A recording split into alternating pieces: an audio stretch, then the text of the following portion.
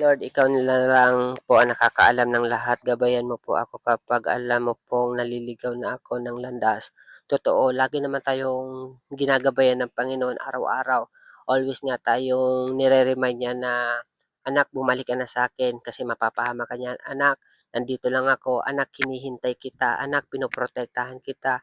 Laging ganyan ang ginagawa sa atin ng Panginoon. Minsan, dumadating talaga tayo sa sitwasyon na nahihirapan tayo kasi minsan kagagawan din natin. Kaya nga napaka-importante na sa bawat desisyon, sa bawat lakbayin natin sa buhay, lagi natin alalahanin na si God nariyan lang para gabayan tayo at tulungan niya tayo kung ibibigay natin ang buong buhay niya sa atin. Kaya nga sinabi mo, Lord, gabayan mo po ako sa lahat ng ginagawa ko upang hindi ako maligaw. Totoo.